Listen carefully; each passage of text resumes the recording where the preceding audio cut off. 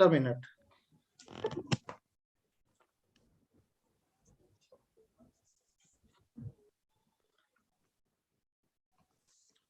हाँ जी, तो स्टार्ट करते हैं एक्सीलरेशन से। एक्सीलरेशन का डायमेंशनल फॉर्मूला बताओ क्या होगा, फटाफट कमेंट में लिखो,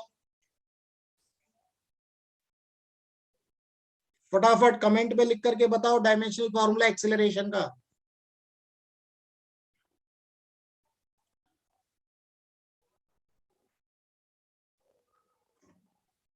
LT-2, LT-1, भाई -1 कौन है? -1 तो नहीं होगा।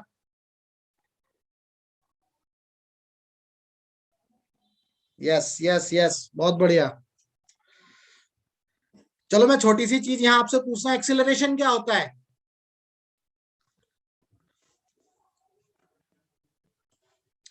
एक्सीलरेशन क्या होता है? V/T, velocity upon time, correct? Rate of change of velocity. हाँ अभी बढ़िया, अभी बिल्कुल सही डेफिनेशन आई है। V/T, बेटा देखो V/T एक्चुअली हम जब पढ़ते हैं ना तो बच्चे इसको वेलोसिटी अपॉन टाइम ही पढ़ लेते हैं, लेकिन जबकि ये जब बच्चे इसको वेलोसिटी अपॉन टाइम पढ़ते हैं तो यहीं पर जो है ना बच्चे मात खा जाते हैं न्यूमेरिकल करते वक्त, उनको ध्यान ही नहीं रहता कि एक्सीलरेशन क्या है। एक्सीलरेशन होता है बेसिकली, जो बच्चे ने लिखा है एक, इन्होंने लिखा है rate of change of velocity, या ऐसा भी बोल सकते हैं चेंज इन वेलोसिटी, और मतलब कितने टाइम में, अगर जो वेलोसिटी चेंज हुई है कितने टाइम में चेंज हुई है, उन दोनों का अगर हम रेशियो निकाल दें तो वो एक्सीलरेशन कहलाता है। ठीक है, डिटेल में हम पढ़ेंगे इसको।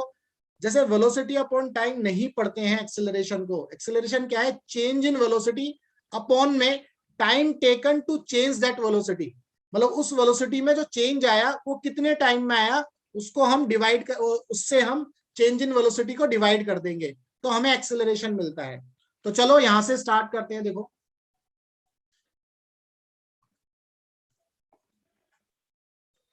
हाँ हाँ, आंसर लिखते चले जाओ अब आप। भाई मेरे साथ बहुत सारे बच्चे ऐसे हैं जो जीरो से भी हैं, जीरो पर भी हैं, तो बस थोड़ी सी ठंड रखो, हम एक एक करके पहुंचने वाले हैं। एक्सीलरेशन से स्टार्ट करेंगे। एक्सीलरेशन क्या होता है? चेंज इन वेलोसिटी अपॉन में time taken to change that velocity. तो अगर मैं आपसे बात करूं चेंज इन वेलोसिटी, यहां पर मैं एक चीज बताऊंगा आपको। देखो वेलोसिटी में से मैंने वेलोसिटी माइनस करी तो मुझे वेलोसिटी ही मिलेगी, वेलोसिटी में से मैं वेलोसिटी ही माइनस करूंगा तो मुझे वेलोसिटी ही मिलेगी। तो एक तरह से जो मुझे डायमेंशन मिलेगा वो वेलोसिटी का ही लिखना होगा। और वेलोसिटी क्या होती है? Displacement upon time. वेलोसिटी क्या होती है? Displacement upon time. तो अगर मैं यहां पर इस तरह से लिखूं, ध्यान से देखो, मैं लिखूंगा यहां पर डिस्प्लेसमेंट अपॉन टाइम, ये हो गई वेलोसिटी, और नीचे एक टाइम मेरे पास है ही पहले से, तो ये क्या हो जाएगा? डिस्प्लेसमेंट क्या होती है? एक तरह से लेंथ ही है, डिस्प्लेसमेंट लेंथ की तरह ही है, तो मैं इसको एल लिखूंगा अपॉन में टी स्क्वायर। ठीक है बच्चों, यहां से मैं इस तरह से लिख, हाँ शॉर्टर, शॉर्टर नहीं, शॉर्टेस्ट, शॉर्टेस्ट डिस्टेंस, ये मैं एक्सप्लेन करूंगा जब पढ़ाऊंगा डिस्टेंस और डिस्प्लेसमेंट। तो यहां से हो जाएगा M L T-2 और M की पावर 0 L की पावर 1, ये हो गया एक्सिलरेशन। ये है एक्सिलरेशन का डायमेंशनल फॉर्मूला। बात करते हैं फोर्स की, बात करते हैं फोर्स की, एक एक करके इसी तरह से मैं बताऊंगा। फोर्स होगा है, फोर्स होता है मास इंटू एक्सिलरेशन। बहुत बढ़िया, मास इंटू एक्सिलरेशन। तो मास का डायमेंशनल फॉर्मूला m हो गया, और एक्सिलरेशन का भी हमने निकाला है m की पावर 0 L की पावर 1 T की पावर -2। तो यहां से फोर्स का डायमेंशनल फॉर्मूला मिलेगा हमें m की पावर 1 L की पावर 1 T की power -2, MLT-2, mass into acceleration. बहुत बढ़िया, तो ये हो गया फोर्स का डायमेंशनल फॉर्मूला, हमने निकाल लिया। बात करते हैं वर्क की। किसकी बात करेंगे? वर्क की। वर्क क्या होता है फटाफट बताओ, वर्क क्या होता है? Force into displacement. बहुत बढ़िया, वर्क होता है फोर्स इंटू डिस्प्लेसमेंट। वैसे तो ये जो मैंने जो इंटू लगाया है, ये वाला जो इंटू है ये क्रॉस प्रोडक्ट में लगा दिया, force into distance basically dot product होता है, आपने पढ़ा होगा वेक्टर में, है ना। तो फोर्स और डिस्प्लेसमेंट का डॉट प्रोडक्ट होता है वर्क। ये हम पढ़ेंगे डिटेल में, बस अभी आप यही समझो फोर्स और डिस्प्लेसमेंट को अगर मल्टीप्लाई करूंगा तो हमें क्या मिलेगा, वर्क। तो फोर्स का डायमेंशनल फॉर्मूला हमने अभी निकाला है MLT-2, ये फोर्स का डायमेंशनल फॉर्मूला है, और डिस्प्लेसमेंट को हम L लिख सकते हैं। तो हमें वर्क का डायमेंशनल फॉर्मूला मिलेगा m की पावर 1, L की पावर 2 और T की पावर 2, ML² T की पावर 2। क्लियर है यहां तक? यह है वर्क का डायमेंशनल फॉर्मूला। यहां तक क्लियर है? Y for yes, N for no. Sorry, हाँ, एक मिनट।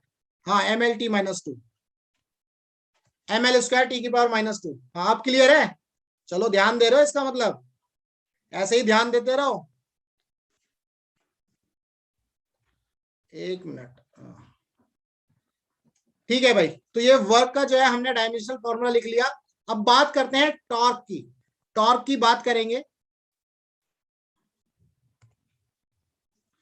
टॉर्क क्या होता है? टॉर्क बताओ क्या होता है? टॉर्क का फॉर्मूला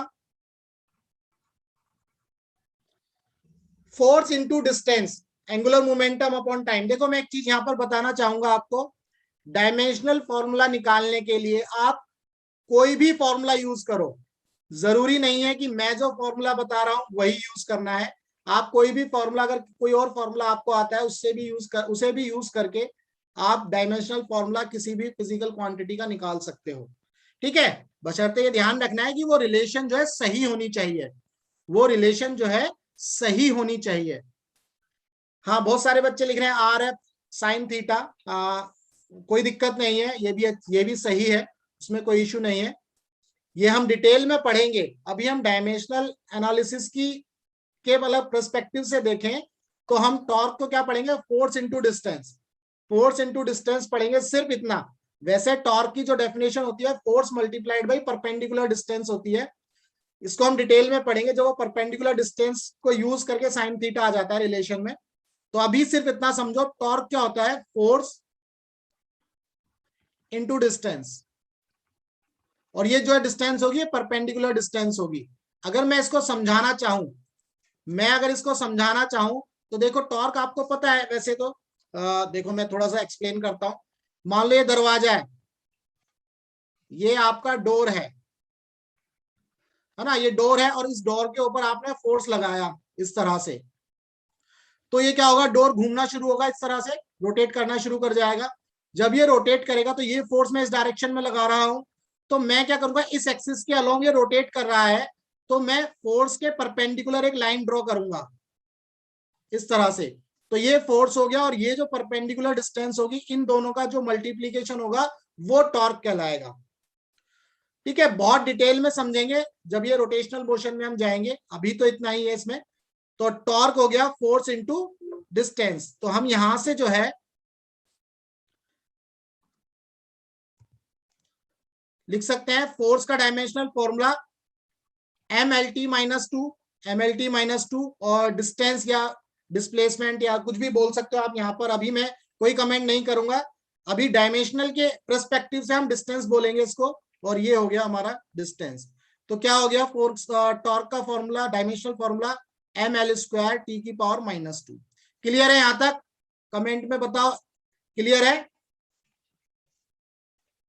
अच्छा, स्क्रीन के बाहर गया, ठीक है, अगली नेक्स्ट स्क्रीन में कर देंगे इसको।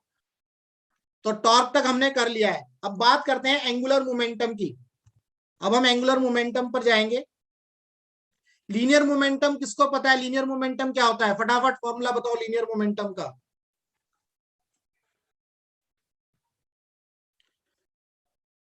लीनियर मोमेंटम का फॉर्मूला बताओ फटाफट। Mass into velocity. Linear momentum का जो है फॉर्मूला मास इंटू वेलोसिटी। ये लीनियर के केस में है, लीनियर मोशन के केस में बोल सकते हैं, या प्लेन के केस में भी हम इसको पढ़ते हैं, है ना। या स्ट्रेट लाइन जब मोशन पढ़ेंगे तब हम लीनियर मोमेंटम पढ़ेंगे, मोशन इन अ प्लेन पढ़ेंगे तो हम लीनियर मोमेंटम पढ़ते हैं।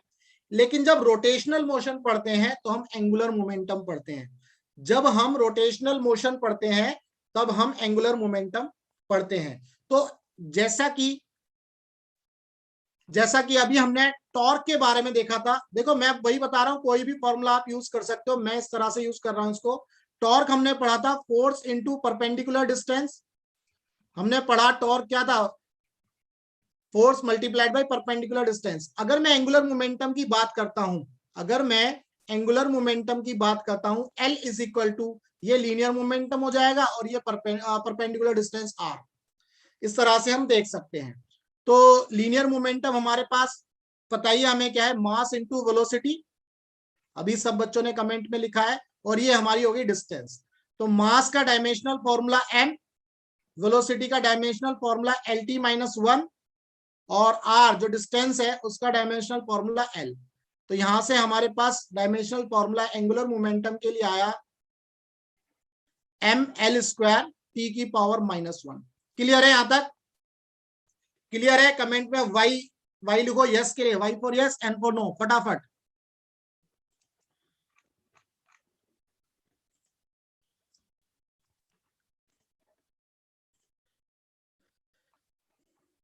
फिर से क्या बताना है इसमें? देखो एंगुलर मोमेंटम को मैंने किस तरह से, आप कोई और फॉर्मूला भी यूज कर सकते हो, कोई भी घबराने की बात नहीं है, हम डिटेल में इसको पढ़ेंगे रोटेशनल मोशन के अंदर। अभी सिर्फ और सिर्फ हमें डायमेंशनल फॉर्मूला के पर्सपेक्टिव से इसको देखना है। तो मैंने क्या काम किया ना, मैंने जस्ट कंपैरिजन किया, जो ऊपर अभी हमने टॉर्क का फॉर्मूला बताया था, टॉर्क क्या था, फोर्स इंटू डिस्टेंस। तो टॉर्क रोटेशनल मोशन में आता है, फोर्स लीनियर मोशन में आता है, टॉर्क रोटेशनल मोशन में आता है, फोर्स लीनियर मोशन में आता है। बिल्कुल ऐसे ही टॉर्क की जगह मैंने रखा एंगुलर मोमेंटम L, फोर्स की जगह रखा मोमेंटम P। तो जो एंगुलर मोमेंटम रोटेशनल का केस बन गया, लीनियर मोमेंटम जो P है हमारा वो स्ट्रेट लाइन या प्लेन का मोशन बन गया, और डिस्टेंस R रही इसमें। तो मैंने एक तरह से कंपैरिजन यूज किया है, मैंने इसमें जस्ट कंपैरिजन यूज किया है। आप डिटेल में पढ़ोगे, मैं फिर बोल रहा हूं, आप डिटेल में इसको पढ़ोगे जब हम रोटेशनल मोशन पढ़ेंगे। अभी सिर्फ और सिर्फ डायमेंशनल एनालिसिस की पर्सपेक्टिव से ही करना है। मैं आपको प्रीवियस ईयर के क्वेश्चंस भी दिखाऊंगा जो सिर्फ और सिर्फ इन्हीं 21 के ऊपर बेस्ड होंगे। कुछ एक आध ही ऐसा होगा जो बाहर होगा, अदरवाइज अगर ये कर लिए तो इसके बाहर नहीं आने वाला, ये ध्यान रखना। हम पर पहुंच गए हैं, अब बात करते हैं किसकी, सरफेस मोमेंट ऑफ इनर्शिया की। 6 moment of inertia. Moment of inertia क्या होता है? मोमेंट ऑफ इनर्शिया भी हम रोटेशनल मोशन में पढ़ेंगे बहुत अच्छे से। मोमेंट ऑफ इनर्शिया अगर आप सिंपल भाषा में समझो, आई से डिनोट करते हैं, और इसका जो फॉर्मूला होता है मास इंटू रेडियस का स्क्वायर, mr²। ये मोमेंट ऑफ इनर्शिया होता है, मास इंटू डिस्टेंस का स्क्वायर। बहुत बढ़िया, मास इंटू डिस्टेंस का स्क्वायर, बहुत बढ़िया, बहुत सारे बच्चों ने सही लिखा है आंसर, रेडियस का स्क्वायर। तो यहां से हम मोमेंट ऑफ इनर्शिया लिख सकते हैं।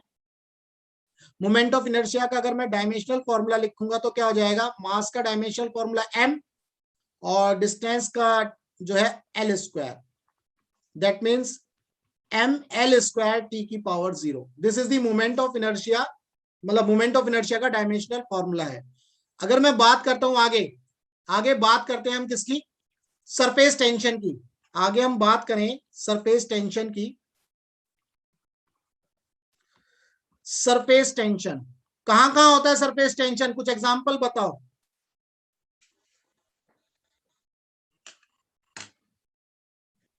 सरफेस टेंशन का फॉर्मूला लिखा है बच्चे ने, F/L, force per unit length is the surface tension.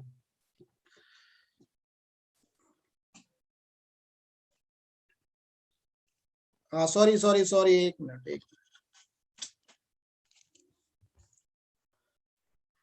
ml² T⁻0। हाँ ध्यान दे रहे हो, सही है, सही, बहुत बढ़िया। सरफेस टेंशन बताओ, surface tension between molecules of water. Real life में कोई एग्जांपल बताओ सरफेस टेंशन का। पहला एग्जांपल तो आप यही बताओगे, वो कंडेंस, जो वाटर कंडेंस होता है, वाटर ड्रॉप, यही बताने वाले हो। सरफेस टेंशन का एग्जांपल बताओ, आपने पढ़ा है, छोटी क्लासेस में पढ़ा होगा। डिटेल में तो हम पढ़ेंगे इसको फ्लूइड वाले चैप्टर में। सरफेस टेंशन का एग्जांपल बताओ फटाफट। Sir no idea. देखो जो वाटर ड्रॉप होती है, ये तो आपने पढ़ा है, जैसे फर्श पर आप पानी डालो, तो फर्श पर पानी डालते हो तो पानी क्या करता है, कॉन्ट्रैक्ट होना शुरू कर देता है।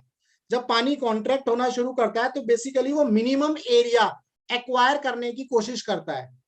जो वाटर ड्रॉप है वो मिनिमम एरिया एक्वायर करने की कोशिश करता है। आपने देखा भी होगा, महसूस किया होगा, कभी आप देखना फर्श पर पानी डाल के ड्रॉप डालना, तो वो पानी क्या होता है, एकदम से सिकुड़ता है, तो वो मिनिमम एरिया एक्वायर करने की कोशिश करता है, क्योंकि वाटर मॉलिक्यूल्स एक दूसरे को खींचते हैं अपनी तरफ। तो जब खींचते हैं तो जो बाहर का सरफेस होता है वो स्फेरिकल शेप में बन जाता है। तो ये जो फोर्स लग रहा है ना मॉलिक्यूल्स के सरफेस पर, उसी को सरफेस टेंशन बोला जाता है। अगर मैं दूसरा एग्जाम्पल और बताऊं, दूसरा एग्जाम्पल देखो, बहुत आसानी से समझ में आएगा। कभी पानी के ऊपर, मतलब बाल्टी में या किसी टब में पानी लेना, पानी के ऊपर जस्ट पेपर रखना, पानी के ऊपर जस्ट पेपर रखना। जब आप पेपर रखोगे तो पेपर डूबेगा तो नहीं जा करके, पेपर डूबेगा तो नहीं जा करके, थोड़ा सा जो है, थोड़ा सा पेपर के ऊपर हल्का सा जस्ट फोर्स लगाना, या कोई प्लास्टिक की बॉल आपने देखी होगी रबड़ वाली, कहीं जो डूबती नहीं है, तुम थोड़ा सा हल्का सा फोर्स लगाना, थोड़ा सा, बहुत थोड़ा अभी, तो वो जो नीचे जो वाटर के मॉलिक्यूल्स होते हैं वो उसके ऊपर फोर्स लगाते हैं, ठीक है, क्या बोलते हैं, जो पेपर होगा उसके ऊपर फोर्सेस लगाएंगे।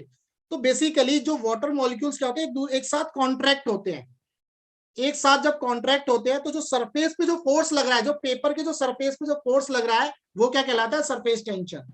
हम डिटेल में पढ़ेंगे इसको और अच्छे से जब हम फ्लूइड वाला चैप्टर पढ़ेंगे। अभी तो सिर्फ इतना ही याद रखो सरफेस टेंशन के लिए, सरफेस टेंशन को सिग्मा से डिनोट कर सकते हैं, और ये होता है फोर्स अपॉन में लेंथ। तो अब यहां से हम डायमेंशनल फॉर्मूला लिख सकते हैं फोर्स का, MLT माइनस 2 तो हो गया डायमेंशनल फॉर्मूला फोर्स का, अपॉन में लेंथ, ठीक है, ये L से L उड़ा दो, क्या बचेगा, M L की पावर 0 T की पावर -2। क्लियर है यहां तक surface tension? Y for yes, N for no. बस एक ही ऐसा आया है, बाकी कहां गए, सो गए क्या सब बच्चे?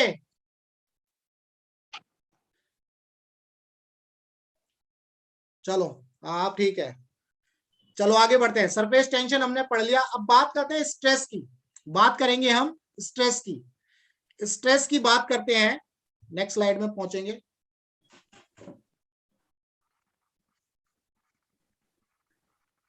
स्ट्रेस क्या होता है बताओ फटाफट, स्ट्रेस क्या होता है फटाफट बताओ, फॉर्मूला या डेफिनेशन कुछ भी। Force upon area, stress force upon area, force upon area, सभी बच्चे लिखेंगे टेंशन। टेंशन एक तरह का स्ट्रेस ही है, टेंशन एक तरह का स्ट्रेस ही है, पढ़ेंगे इसको भी। स्ट्रेस फोर्स अपॉन एरिया, देखो अगर ठीक सही डेफिनेशन समझोगे स्ट्रेस की, स्ट्रेस की अगर हम सही डेफिनेशन बिल्कुल सही तरह से समझें, तो देखो मैं थोड़ा डिटेल में इसलिए बता रहा हूं ताकि आपको ये फॉर्मूले आसानी से याद हो जाए। अगर मैं डायरेक्ट फॉर्मूला लिख दूंगा ना तो वो याद नहीं होने वाला, तो इसलिए थोड़ा सा बेसिकली कॉन्सेप्ट बिल्डअप करना जरूरी है।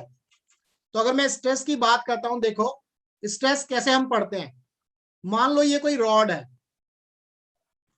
ये कोई रॉड है, इस रॉड के ऊपर मैंने फोर्स अप्लाई किया F, इस रॉड का जो है क्रॉस सेक्शनल एरिया A, इसका जो क्रॉस सेक्शनल एरिया A ले लेते हैं। तो बेसिकली क्या होता है, जब हम किसी भी चीज को खींचते हैं, है ना, तो वो एक्सटेंशन आता है उसमें। जैसे कि अगर मान लो रॉड, ये रबड़ रबड़ रबड़ से समझ लो, पहले रॉड से नहीं रबड़ से समझ लेते हैं। आप रबड़ को खींचते हो, आपने फोर्स लगाया, तो अब जब ये फोर्स हटा दोगे, जब ये आप फोर्स हटा दोगे तो रबड़ अपनी ओरिजिनल शेप में वापस आ जाएगी, यानी कि अपनी ओरिजिनल पोजीशन पर वापस आ जाएगी। तो बेसिकली जब हमने इसके ऊपर फोर्स लगाया और मान लो ये जो रॉड है यहां से यहां तक एक्सटेंड हो जाती है, हम रबर का एग्जांपल लेकर के समझ लेते हैं, ये यहां से यहां तक एक्सटेंड हो गई। अब मैंने क्या किया, ये जो फोर्स लगा रहा था इसको हटा दिया, इस फोर्स को हटा दिया, तो क्या होगा, मान लो इसके किसी क्रॉस सेक्शन पर, किसी क्रॉस सेक्शन पर अगर मैं इस क्रॉस सेक्शन की बात करूंगा, इसके इस क्रॉस सेक्शन की बात करूंगा, तो ये इस क्रॉस सेक्शन पर एक इंटरनल रेजिस्टिंग फोर्स, स्ट्रेस क्या होगा, एक इंटरनल रेजिस्टिंग फोर्स, ध्यान रखो IRR, या इंटरनल रीस्टोरिंग फोर्स आप बोल सकते हो, इंटरनल रीस्टोरिंग फोर्स। ये इंटरनल रीस्टोरिंग फोर्स मॉलिक्यूल्स के बीच में लगेगा, और ये जो फोर्स होगा ना, इस रबड़ को अपनी ओरिजिनल शेप में, यानी कि अपनी पुरानी शेप में वापस लाने की कोशिश करेगा। तो ये जितने भी मॉलिक्यूल्स हैं, इन मॉलिक्यूल्स के ऊपर एक फोर्स लगेगा। ये जो फोर्स लगेंगे, हर मॉलिक्यूल के ऊपर जो फोर्स लगेगा इस क्रॉस सेक्शन के अलोंग, क्रॉस सेक्शन का मतलब इस एरिया के अलोंग, जब मैं इन सभी फोर्सेस को ऐड कर दूंगा, अगर मैं, ध्यान से समझो, इन सभी फोर्सेस को मैं ऐड कर दूंगा, F1 plus F2 plus F3, ये जो फोर्सेस मैं ऐड करूंगा ये किसके इक्वल हो जाएंगे, इस F के इक्वल हो जाएंगे इक्विलिब्रियम पोजीशन के केस में। यानी कि जब बैलेंस्ड कंडीशन होगी तो ये जो टोटल फोर्स लग रहा है सभी मॉलिक्यूल्स के ऊपर, ये किसके इक्वल हो जाएगा, F के इक्वल। इसका मतलब जो टोटल इंटरनल रेजिस्टिंग फोर्स है, या टोटल इंटरनल रीस्टोरिंग फोर्स है, ये किसके इक्वल हो जाएगा, अप्लाइड फोर्स के इक्वल हो जाएगा। इसीलिए आप सभी बच्चे जो है ना फोर्स अपॉन एरिया बता रहे हो, समझ रहे हो। लेकिन स्ट्रेस क्या होता है, स्ट्रेस को भी हम सिग्मा से डिनोट कर सकते हैं। स्ट्रेस होता है इंटरनल रीस्टोरिंग फोर्स अपॉन में एरिया ऑफ क्रॉस सेक्शन। तो जैसा कि मैंने अभी बताया, internal restoring force applied force के इक्वल हो जाता है, इसीलिए आप सभी बच्चे जो है ना फोर्स अपॉन एरिया बता रहे हो। क्लियर है, Y for yes and for no?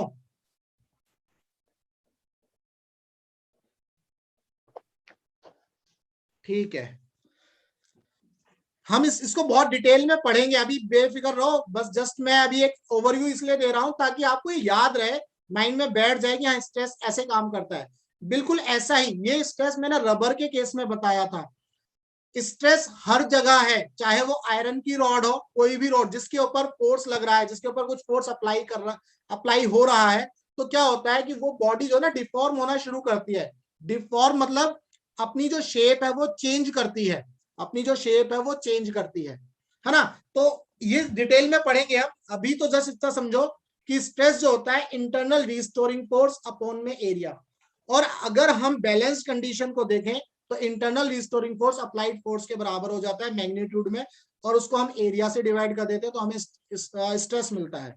तो यहां से अब आप जो है क्या निकाल सकते हो, इसका डायमेंशनल फॉर्मूला निकाल सकते हो। फोर्स का डायमेंशनल फॉर्मूला क्या है, MLT-2, ये हो गया फोर्स का डायमेंशनल फॉर्मूला, एरिया का L²।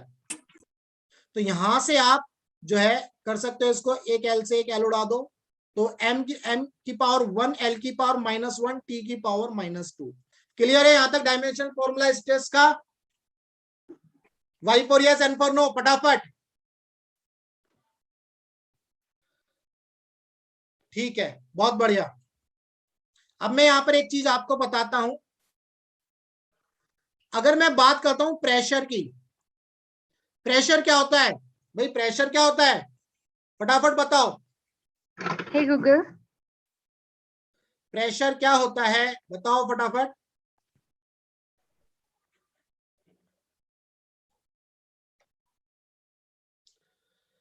प्रेशर क्या होता है, प्रेशर होता है फोर्स अपॉन एरिया, है ना, प्रेशर फोर्स अपॉन एरिया। तो अब आप देख सकते हो कि जो प्रेशर का डायमेंशनल फॉर्मूला होगा वही स्ट्रेस का डायमेंशनल फॉर्मूला है, यानी कि स्ट्रेस का डायमेंशनल फॉर्मूला और प्रेशर का डायमेंशनल फॉर्मूला सेम होगा।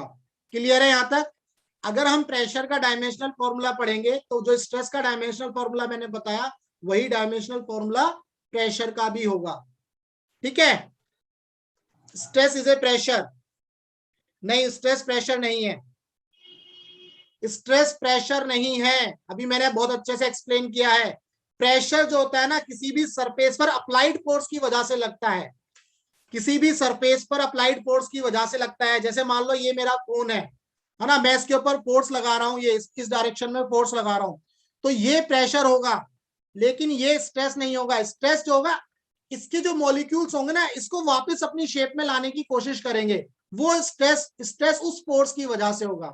ये ध्यान रखो, प्रेशर किसकी वजह से, जो अप्लाइड फोर्स है उसकी वजह से, लेकिन स्ट्रेस किसकी वजह से, जो इंटरनल रिस्टोरिंग फोर्स है उसकी वजह से, यानी कि रिवर्स फोर्स की वजह से जो उल्टा लग रहा है। क्लियर है, Y for yes and for no? ठीक है, बहुत बढ़िया। चलो आगे बढ़ते हैं। स्ट्रेस मैंने बता दिया, प्रेशर भी बताया। एक और चीज मैं यहाँ पर नेक्स्ट स्लाइड में बताता हूं। हमने वर्क का डायमेंशनल फॉर्मूला पढ़ा था अभी। वर्क का डायमेंशनल फॉर्मूला क्या आया था? फटाफट लिखो कमेंट में, फटाफट। वर्क का dimensional formula, very good, ml² T की पावर -2। ठीक है, ml² टी की पावर -2। वेरी गुड भावना, बहुत बढ़िया। ममता, वेरी गुड। तो वर्क का जो डायमेंशनल फॉर्मूला हमने देखा ml² टी की पावर -2। जब हम बात करेंगे एनर्जी की, एनर्जी कोई भी एनर्जी हो सकती है, kinetic energy, potential energy, internal energy, electrical energy, heat energy, कोई भी एनर्जी, कोई मतलब नहीं है, सारी एनर्जी जूल में आती है। भाई वर्क की यूनिट क्या होती है? जूल। और सभी एनर्जी की यूनिट भी क्या होती है? जूल। तो इन सभी का जो डायमेंशनल फॉर्मूला होगा वो सेम होगा, ये ध्यान रखना। एनर्जी कोई भी हो, चाहे kinetic energy, potential energy, heat energy, electrical energy, कोई भी एनर्जी हो, सभी का डायमेंशनल फॉर्मूला सेम होगा। ठीक है। सिमिलरली अगर मैं हीट की बात करता हूं, हीट भी तो एक तरह की एनर्जी ही है, हीट भी तो एक तरह की एनर्जी ही है। तो हीट का भी अगर आप यूनिट देखोगे तो जूल होती है, हीट की यूनिट जूल होती है। तो अगर मैं हीट का डायमेंशनल फॉर्मूला लिखूंगा तो वो भी यही होगा। क्लियर है यहां तक? Y for yes, N for no, फटाफट।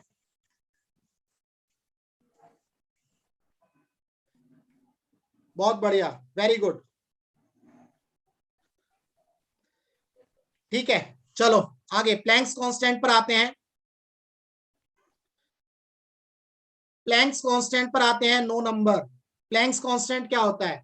प्लैंक्स कांस्टेंट का क्या फॉर्मूला है? मतलब प्लैंक कांस्टेंट का हम कौन सा फॉर्मूला यूज करते हैं? एनर्जी अपॉन में फ्रीक्वेंसी। स्वाति, बहुत बढ़िया, एनर्जी अपॉन में फ्रीक्वेंसी।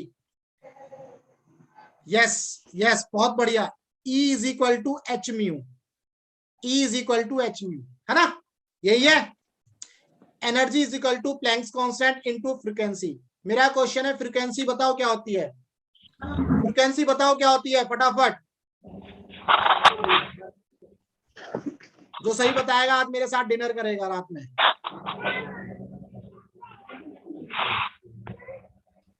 फ्रीक्वेंसी बताओ क्या होती है? Frequency half of wavelength, time. हाँ, चलो मैं बहुत अच्छे से एक्सप्लेन करूंगा इसको। 1/T, जो बहुत सारे बच्चे 1/T लिख रहे हैं क्योंकि उन्होंने फॉर्मूला रटा हुआ है, फॉर्मूला समझते हैं। नंबर ऑफ ऑसिलेशंस पर मिनट या नंबर ऑफ ऑसिलेशंस पर सेकंड, ये थोड़ी सी सही डेफिनेशन है। इसको मैं थोड़ा सा ठीक करूंगा अभी। बिल्कुल सही है, मतलब प्रति की डेफिनेशन ठीक है।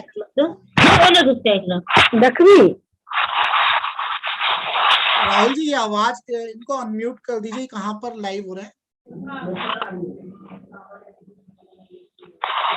राहुल जी। जी सर। ये आवाज आ रही है बैकग्राउंड से। ये किसी का माइक ऑन रह गया। एक बार आप चेक कर लेंगे प्लीज? हाँ जी जी।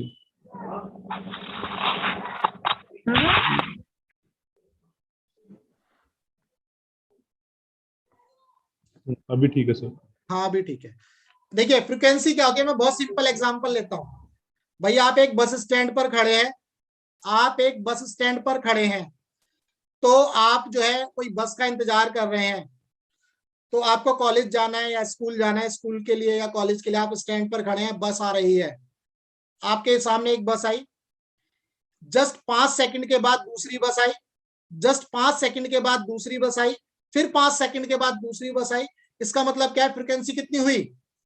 मतलब फ्रीक्वेंसी है कि 5 सेकंड में एक बस आ रही है, यही तो फ्रीक्वेंसी है। यानी कि एक बस जो है 5 सेकंड में आ रही है, एक बस 5 सेकंड में आई, ये फ्रीक्वेंसी है। क्लियर है ये कॉन्सेप्ट?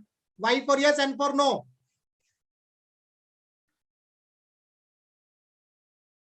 हाँ बहुत बढ़िया। देखो यानी कि जब आप बस स्टैंड पर खड़े थे तो एक जो बस आ रही है 5 सेकंड में आ रही थी, यानी कि एक बस 5 सेकंड में आ रही है, एक बस 5 सेकंड में आ रही है। ध्यान दो, एक बस 5 सेकंड में। यानी कि अगर मैं वेव के टर्म्स में पढ़ूं या सर्कुलर मोशन के टर्म्स में पढ़ूं, मैं कहीं भी पढ़ लूं, अगर मैं इसको देखूंगा नंबर ऑफ रोटेशन पर यूनिट टाइम, ये होती है हमारी फ्रीक्वेंसी। ये क्या होती है? फ्रीक्वेंसी, नंबर ऑफ रोटेशन पर यूनिट टाइम, या नंबर ऑफ रिवॉल्यूशन, या नंबर ऑफ रिपीटेशन, ये होता है फ्रीक्वेंसी। यानी कि एक बस 5 सेकंड में आई तो फ्रीक्वेंसी कितनी थी? 1/5। फ्रीक्वेंसी कितनी हुई? 1/5, है ना, फॉर्मूले के हिसाब से देखें तो।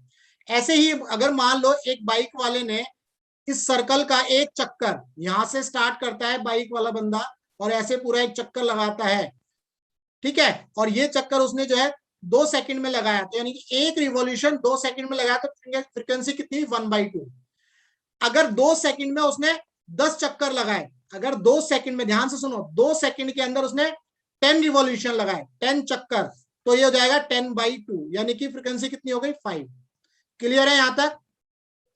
यहां पर क्लियर है? Y for yes, and for no, फटाफट। ये बहुत सिंपल भाषा में ऐसे ही समझना है फ्रीक्वेंसी को। अगर फ्रीक्वेंसी और वेवलेंथ में घुस गए ना तो नहीं समझ में आएगा, पल्ले नहीं पड़ने वाला। ठीक है, जब ऐसे समझ जाओगे तो फ्रीक्वेंसी, तब तुम्हें वहां पर वेवलेंथ में भी समझ में आएगा वेव में क्या होता है। तो एक वेव गई, फिर दूसरी वेव दोबारा से स्टार्ट हो जाती है, तो यानी कि एक वेव खत्म हुई, उसके बाद सेम टाइम के बाद दोबारा दूसरी वेव चलती है, तो ये बेसिकली फ्रीक्वेंसी में आता है। ठीक है, तो उसको हम डिटेल में पढ़ेंगे जब वेवलेंथ और वेव वाला चैप्टर पढ़ेंगे। तो यहां से हम एनर्जी निकाल सकते हैं। अच्छा सॉरी, एनर्जी तो हमें पता ही है, हमें प्लैंक्स कांस्टेंट निकालना है। तो यहां से H हो गया हमारा E/μ। ये बेसिकली E क्या है? एनर्जी है। एनर्जी किसकी है? कोई बता सकता है ये एनर्जी किसकी है?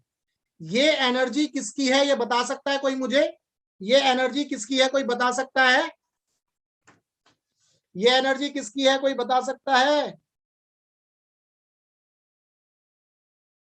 ये एनर्जी किसकी है? इलेक्ट्रॉन की, फोटोन की, photon, electron, proton, photon. Modern physics में पढ़ते हैं हम photo electric effect. Modern physics में हम फोटो इलेक्ट्रिक इफेक्ट पढ़ते हैं, वहां पर फोटोन पढ़ते हैं। फोटोन क्या होता है? एक ऐसे पार्टिकल होते हैं जिनके अंदर एनर्जी होती है, और वो एनर्जी कितनी होती है? E=hν। फोटो इलेक्ट्रिक इफेक्ट आप 12th में पढ़ते हो, और 12th में पढ़ते हैं उस केस में जो फोटोन होते हैं इनके अंदर जो एनर्जी होती है, एनर्जी पैकेट्स, बहुत बढ़िया, एनर्जी के पैकेट्स होते हैं। तो जो फोटोन होते हैं उनके अंदर जो एनर्जी होती है E=hν होती है। ठीक है, तो यहां से अब एनर्जी का डायमेंशनल फॉर्मूला आपको पता ही है, अभी देखो ऊपर लिखा था मैंने, तो वो डायमेंशनल फॉर्मूला लिखो, mL²T⁻², ये एनर्जी का डायमेंशनल फॉर्मूला। अपॉन में फ्रीक्वेंसी, फ्रीक्वेंसी मैंने बोला नंबर ऑफ रोटेशन पर यूनिट टाइम। तो नंबर ऑफ रोटेशन तो एक नंबर है, इसका कोई डायमेंशनल फॉर्मूला नहीं होगा। इसको अभी डिटेल में समझेंगे हम, मैं बहुत अच्छे से एक्सप्लेन करूंगा इस चीज को भी। नंबर ऑफ रोटेशन का कोई भी डायमेंशनल फॉर्मूला नहीं होगा, तो जस्ट नंबर है, तो ये तो 1 लिख लेते हैं, चलो भाई, ठीक है, कोई डायमेंशनल फॉर्मूला नहीं है। नीचे टाइम, तो टाइम का डायमेंशनल फॉर्मूला ये हो गया। तो यहां से प्लैंक्स कांस्टेंट का डायमेंशनल फॉर्मूला आप लिख सकते हो। अब इस टी को ऊपर ले जाओगे तो कितना हो जाएगा मेरे भाई? mL² T⁻, कितना हो गया? -2, और ये टी आ जाएगा, ये टी है ना, ये टी से एक टी कैंसिल हो जाएगा, तो हमें मिलेगा mL² T⁻⁻1। क्लियर है? mL² T⁻⁻1। Y for yes, and for no, फटाफट।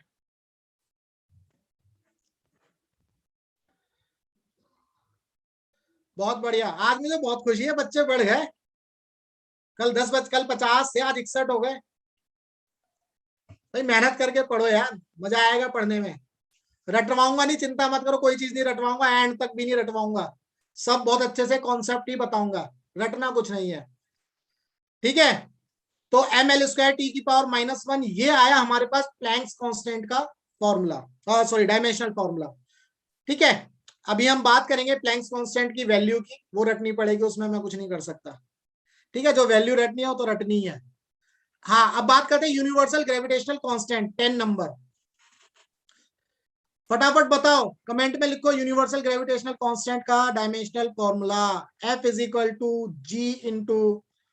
m1 m2 अपॉन में r²। तो यहां से G हम निकाल सकते हैं F × r² अपॉन में m1 m2। ग्रेविटेशनल फोर्स उन दो बॉडी के बीच में लगता है जिनके अंदर मास होता है, ये ध्यान रखना। ग्रेविटेशनल फोर्स ऐसा नहीं है कि सन और अर्थ के बीच में ही लगेगा, सन और मून के बीच में लगेगा, अर्थ और मून के बीच में लगेगा, ऐसा कतई नहीं है। मेरे और आपके बीच में भी ग्रेविटेशनल फोर्स लग रहा है, ये मैंने कल भी एक्सप्लेन किया था। ठीक है, ये बहुत छोटी छोटी चीजें होती है, याद रखनी है। बच्चे क्या करते हैं, उसको ग्रह मतलब प्लेनेट के लिए ही सोच करके बैठ जाते हैं, ऐसा नहीं है। तो ग्रेविटेशनल फोर्स सभी जगह लगता है, जो दो बॉडी जिनके बीच में मास है उनके बीच में ग्रेविटेशनल फोर्स लगेगा। तो एफ हमारे पास आ गया, एफ का फॉर्मूला, डायमेंशनल फॉर्मूला MLT-2 और डिस्टेंस का L²। नीचे मास है, दो मास है तो m² कर सकते हैं, एक मास से एक मास उड़ा दो, तो जी का जो डायमेंशनल फॉर्मूला आपको मिलेगा m⁻⁻1 L⁻3 T⁻⁻2। क्लियर है? बहुत बढ़िया, बहुत सारे बच्चों ने पहले लिख दिया है dimensional formula, very good. m⁻⁻1 L⁻3 T⁻⁻2, बहुत बढ़िया।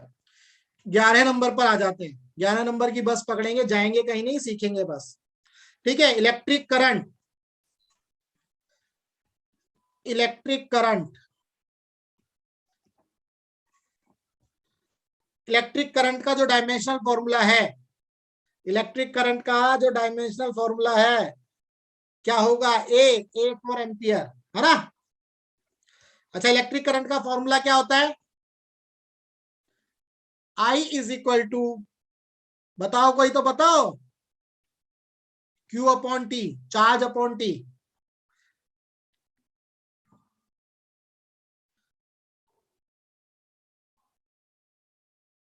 इलेक्ट्रिक करंट का जो फॉर्मूला होता है charge upon T, charge flowing through a cross section पर यूनिट टाइम, है ना? ये आप 12th में पढ़ोगे, 10th में भी पढ़ा है आपने। अगर हम डायमेंशनल एनालिसिस के पर्सपेक्टिव से देखें तो चार्ज अपॉन T लिख देते हैं, कोई दिक्कत नहीं है अभी। मतलब rate of flow of charge, वैसे तो dq अपॉन में dt करते हैं, जैसे dv अपॉन में dt एक्सेलरेशन के लिए कर रहे थे, ऐसे ही dq अपॉन में dt पढ़ेंगे हम इलेक्ट्रिक करंट के लिए। ठीक है, तो I is equal to Q upon T। यहां पर जो Q का डायमेंशनल फॉर्मूला वो कूलम होता है, टाइम का ये T हो गया।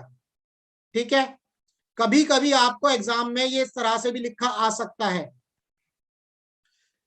कूलम और T⁻⁻1, और कभी कभी करंट की जो यूनिट होती है एम्पियर, इस तरह से भी लिखा आ सकता है।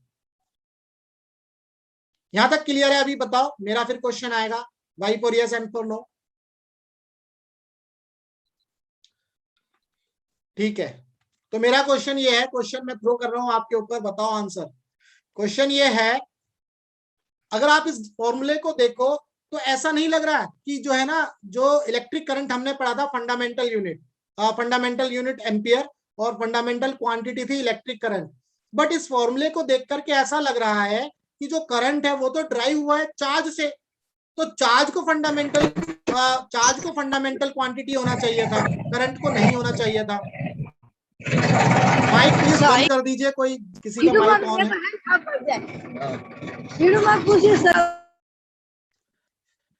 मेरा क्वेश्चन क्लियर है?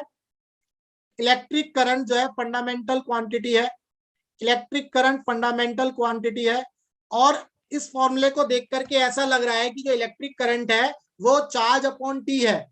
भाई इलेक्ट्रिक करंट को हमने डेराइव किया है कहां से? चार्ज अपॉन टी से।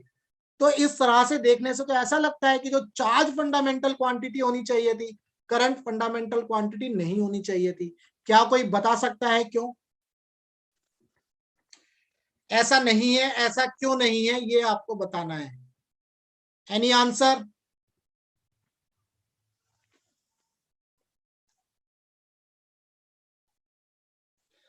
बताओ भाई, कोई तो आंसर बताओ। कहां गए सब? छोड़ के चले गए? ऐसा मत करो यार, छोड़ कर मत जाओ। ओहो, रिपीट करना पड़ेगा क्वेश्चन, ध्यान से सुना करो बेटा, हमारे पास टाइम लिमिटेड है, हमें ज्यादा से ज्यादा सीखना है।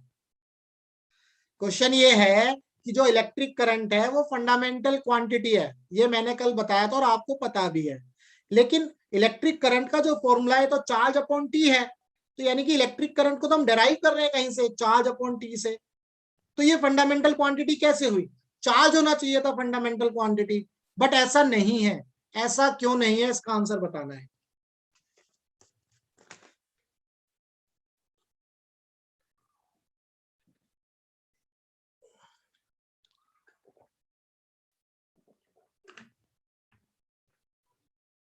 गूगल किसने किया इसको आंसर को? गूगल गूगल किसने किया? फटाफट बताओ, गूगल किया है किसी ने? ऊपर ही आ जाता है ये आंसर।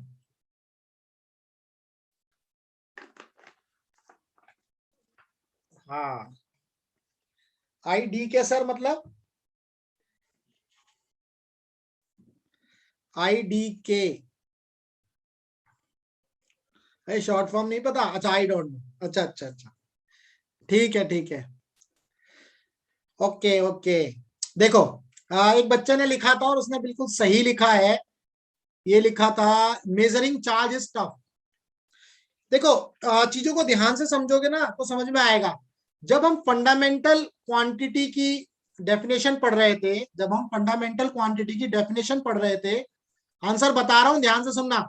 जब हम फंडामेंटल क्वांटिटी की डेफिनेशन पढ़ रहे थे तो फंडामेंटल क्वांटिटी की डेफिनेशन क्या थी? वो एक सिंपल क्वांटिटी है, एक बेस क्वांटिटी है, उसको हम कहीं से भी डिराइव नहीं कर सकते। फंडामेंटल क्वांटिटी बहुत सिंपल क्वांटिटी है, हम कहीं और से डिराइव नहीं कर सकते। सिंपल क्वांटिटी इटसेल्फ ये बताती है कि आप उसको मेजर कर सकते हो। सिंपल क्वांटिटी का मतलब है आप उसको इजीली मेजर कर सकते हो। अगर मैं बोलूं इस पेन की लेंथ क्या है, तो आप बता सकते हो मेजर करके। इस लेंथ की, इस पेन की जो लेंथ है वो ये है, मेजर करके आप बता सकते हो।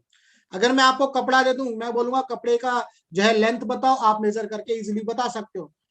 लेकिन हम चार्ज को मेजर नहीं कर सकते।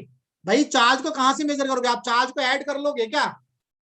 भाई एक करंट जो है, करंट क्या होती है बेसिकली, मान लो ये कोई कंडक्टर है, इस कंडक्टर के क्रॉस सेक्शन से जो भी चार्ज पार्टिकल पास होंगे और कितने टाइम में होंगे, नंबर ऑफ चार्ज पार्टिकल, यानी कि जो चार्ज क्यू पास होगा उसको टी से डिवाइड कर दोगे, वहां यहां पर इलेक्ट्रिक करंट का जो है फॉर्मूला आ जाएगा, यही इलेक्ट्रिक करंट है। तो अगर मैं चार्ज को मानता तो क्या आप इस चार्ज को मेजर कर सकते थे? नहीं कर सकते थे। चार्ज को कैसे मेजर करोगे? चार्ज तो अंदर, उसके अंदर है, क्या कहते हैं, मटेरियल के अंदर, इस पेन के अंदर है चार्ज, इसको मेजर थोड़ी कर पाओगे आप। चार्ज को हम मेजर नहीं कर सकते। लेकिन करंट को आप मेजर कर लेते हो। करंट को कैसे मेजर करते हो? एम्पियर से।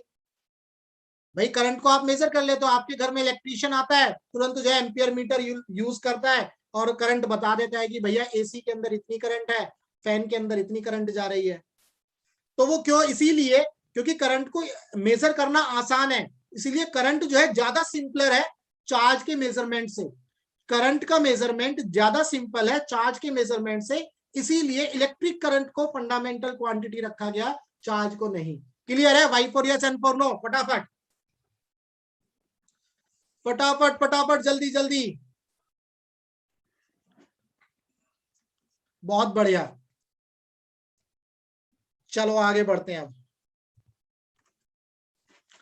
आगे बढ़ते हैं भाई, आगे बढ़ते हैं। बहुत बढ़िया, क्लियर हो गया। वोल्टेज 12 नंबर, फटाफट करना है भाई, 7 बजने वाले हैं। वोल्टेज, नहीं, वोल्टेज का जो फॉर्मूला है V equal to I R होता है। V equal to I upon R, नहीं, V equal to I R. तो V equal to I R से नहीं करेंगे, आप 12th में पढ़ोगे, मैं आपको बताता हूं क्या होता है वोल्टेज। बहुत सिंपल भाषा में समझना, बहुत ही सिंपल भाषा में। बहुत सिंपल भाषा में तो यह है कि वर्क अपॉन चार्ज होता है। अब ये क्या सिंपल भाषा, आपको समझ में ही नहीं आया क्या हुआ? Work upon charge. देखो, अगर मैं आपको बहुत ही आसान भाषा में समझाऊं तो क्या होगा? इलेक्ट्रिक करंट पढ़िए, Y for yes, and for no, ताकि मैं इसको अच्छे से एक्सप्लेन कर सकूं। बस एक ही बार में करूंगा। इलेक्ट्रिक फील्ड पढ़ी है, Y for yes, and for no.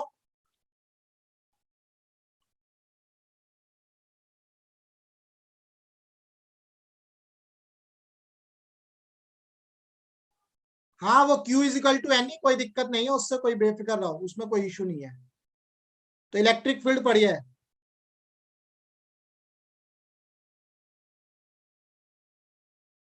11th dimension, एक मिनट,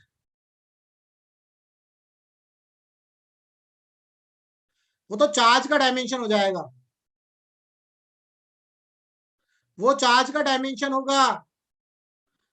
AT जो होगा, AT चार्ज का डायमेंशन होगा, करंट का नहीं होगा। करंट का तो एम्पियर लिखोगे आप।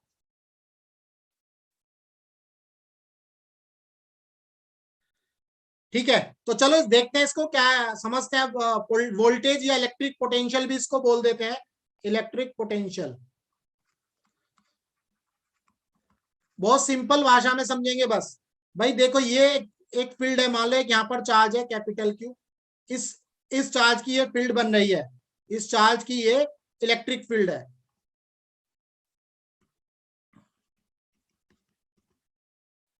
या ऐसा समझो, एक ये कुत्ता है गली का, ये गली में कुत्ता है ना, डॉन, डॉन मान लेते हैं, चलो डॉन है ये क्या है, डॉन है। इस डॉन का ये एरिया है, गैंग्स ऑफ वासेपुर नहीं, कौन सी है अभी वो, मिर्जापुर। मिर्जापुर में ये डॉन है, मिर्जापुर का एरिया है, ये पूरा क्या है, मिर्जापुर। ठीक है, मिर्जापुर का एरिया है ये, यहाँ पर डॉन है। बाहर से दूसरा डॉन आता है, शुक्ला, रत्ती रतन शुक्ला नाम है शायद उसका, मूवी देखी होगी आपने। रत्ती रतन शुक्ला बाहर से आता है और अंदर इसको लेकर के आते हैं यहाँ पर, तो ये इसको उड़ा देता है ना। ये वाला जो डॉन है, इस वाले रत्ती रतन शुक्ला को उड़ा देता है।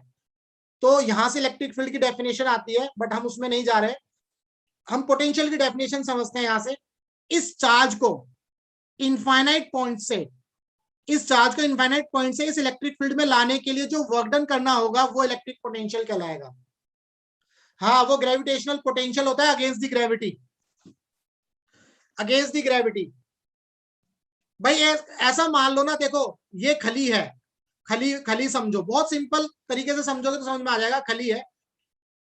अच्छा खली छोड़ो यार, वो चुपके चुपके मूवी देखी है, Y for yes and for no, Chupke Chupke movie देखी है, चुपके चुपके वो हाँ किसकी थी वो, मैं भी भूल गया क्या नाम था, पता नहीं।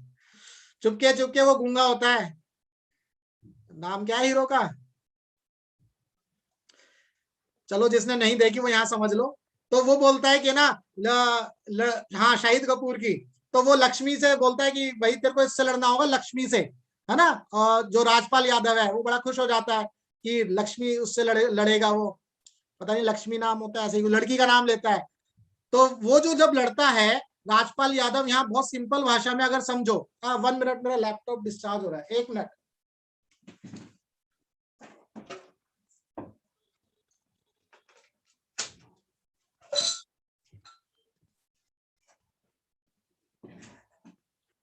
तो जब ये इसको लड़ेगा तो भाई ये अपनी फुल ताकत से लड़ेगा ना खली से, या उस लड़की, उस जो भी पहलवान है उससे फुल ताकत से लड़ेगा।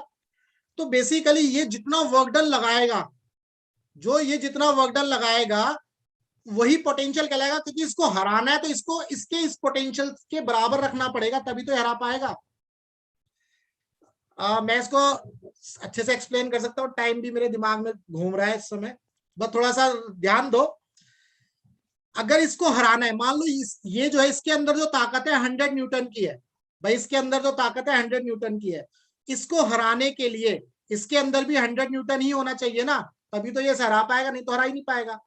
तो बेसिकली पोटेंशियल यही है, एक तरह से ताकत, एक तरह से उसके अंदर जो काम करने की क्षमता, ठीक है, काम करने की क्षमता। जैसे तो इलेक्ट्रिक फील्ड के अंदर इसको कैसे पढ़ते हैं कि जो चार्ज होता है उस चार्ज को इलेक्ट्रिक फील्ड के अंदर लाने के लिए हमें कितना वर्क डन करना पड़ेगा, उसको बोला जाएगा पोटेंशियल। क्लियर है? यहां पर पोटेंशियल का मतलब ताकत समझ लो अभी यहां पर, जिसने नहीं देखी उसे छोड़ दो। पोटेंशियल का मतलब ये है कि जो चार्ज पार्टिकल है उसको इलेक्ट्रिक फील्ड के अंदर लाने के लिए हमने जितना वर्क डन किया वो पोटेंशियल कहलाएगा, बस इतना समझो।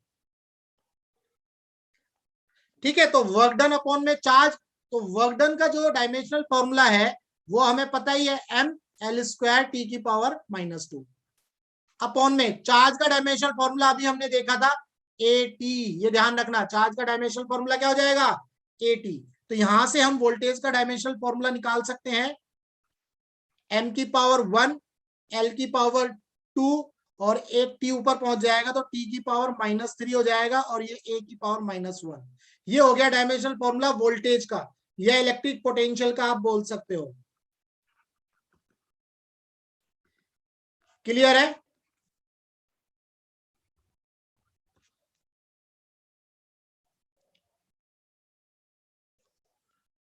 नहीं नहीं, AT-1 कौन लिख रहा है ये बार बार, देखो करंट क्या है, करंट ये था ना Q अपॉन में T, तो जो Q था इसको हमने C लिख दिया और नीचे T जो है इसको T लिखा। करंट के लिए A लिखते हैं, तो इस तरह से लिखो A is equal to Q upon ये T। तो चार्ज का डायमेंशनल फॉर्मूला AT लिख लो आप, A इंटू टी हो गया चार्ज का डायमेंशनल फॉर्मूला। तो यही AT मैंने यहां लिखा है नीचे। क्लियर है? वोल्टेज का क्लियर हो गया। अब मेरे ख्याल से अब इलेक्ट्रिक रेजिस्टेंस का आप निकाल सकते हो, निकालो फटाफट इलेक्ट्रिकल रेजिस्टेंस का, फटाफट 13 नंबर। अब यहां पर V equal to I R आप लगाओ, तो यहां से R हो गया आपका V अपॉन आई, R हो गया V अपॉन आई, R हो गया आपका V अपॉन आई। तो V का डायमेंशनल फॉर्मूला हमने निकाला है अभी, m की पावर 1 l की पावर 2 t की पावर -3 a की पावर 1, m की पावर 1 l की पावर 2 t की पावर -3 और a की पावर -1 अपॉन में करंट का डायमेंशनल फॉर्मूला A लिखोगे तो ये हो गया m की पावर 1 l की पावर 2 t की पावर -3 a की पावर -2। ये हो गया रेजिस्टेंस का डायमेंशनल फॉर्मूला। m की पावर 1 l की पावर 2 t की पावर -3 a की पावर -2। बहुत बढ़िया ममता, वेरी गुड। ठीक है, इलेक्ट्रिकल रेजिस्टेंस भी आ गया। आगे बात करते हैं हम किसकी, कैपेसिटेंस की। अभी मैं आपको होमवर्क दूंगा, देखो अभी पहुंचने वाले हैं वहां तक।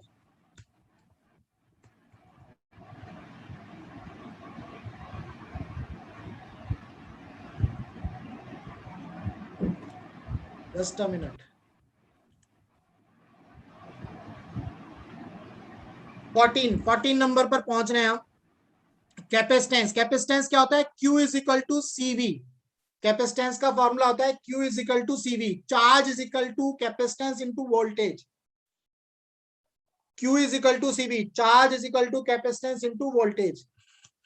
तो चार्ज का जो फॉर्मूला हो गया, डायमेंशनल फॉर्मूला अभी मैंने बताया था, AT लिख लोगे और C का हमें निकालना है और पोटेंशियल का हमने अभी निकाला ही है, इसको लिख दो आप, m की पावर 1 l की पावर 2 t की पावर -3 a की पावर -1।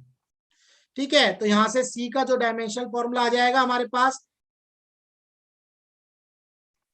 AT अपॉन में m की पावर 1 l की पावर 2 t की पावर -3 a की पावर -1। किसने निकाला है सही देखें, शिवानी भगत। ये शिवानी भगत, शिवानी ये कैपेसिटेंस का डायमेंशनल फॉर्मूला है।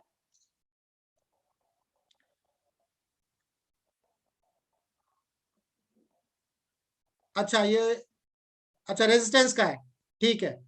अच्छा रेजिस्टेंस का है, तो कैपेसिटेंस का बताओ, कैपेसिटेंस का बताओ कितना हो गया। अब तो बता सकते हो, m की पावर -1 l की पावर -2 t की पावर, ये -3 ऊपर पहुंच जाएगा, एक पहले ही है तो 4 हो जाएगा, और a की पावर ये ऊपर पहुंचेगा तो 2 हो जाएगा। बहुत बढ़िया, तो हमें Q is equal to CV भी मिल गया। क्लियर है यहां पर, यहां तक क्लियर है।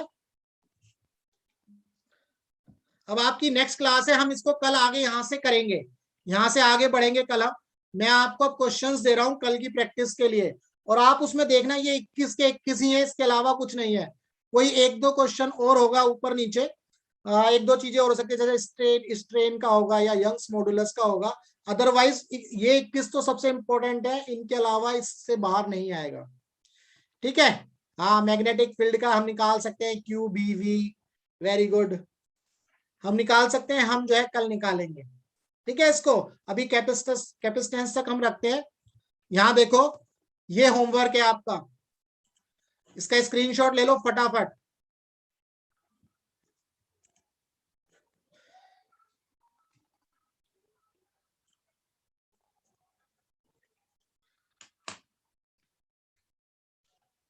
ले लिया इसका स्क्रीनशॉट। देखो सारे क्वेश्चन जो है आपके एग्जाम में आए हुए क्वेश्चंस हैं, नीट में आए हुए क्वेश्चंस हैं, कुछ जेई के भी हो सकते हैं इसमें।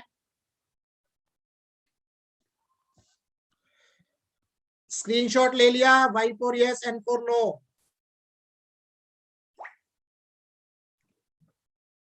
जी सर, गुड इवनिंग। ठीक है, आप देखना इसमें सारे जो मैंने अभी तक बताए हैं, जो मैंने 21 लिखवाए हैं, उन 21 में से ही आएगा, इसके बाहर नहीं आने वाला। 90% चांस तो उसी में से ही है। अगर किस्मत खराब रही तो कोई एक आध हो सकता है। स्क्रीन नहीं दिख रही? स्क्रीन तो ये दिख रही है, क्लियर है।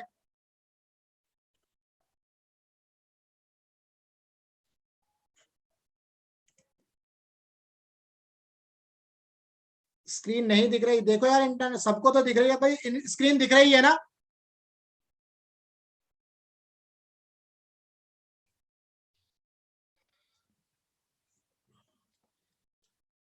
ठीक है, स्क्रीन तो दिख रही है बेटा।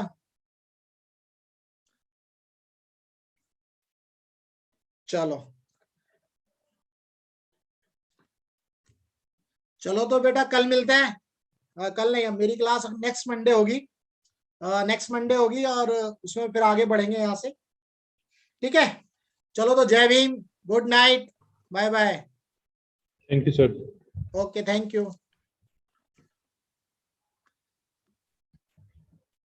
अभी मेघा मैम ज्वाइन करने वाले हैं कुछ देर में, तो आप लोग 5 मिनट का ब्रेक ले लीजिए तब तक।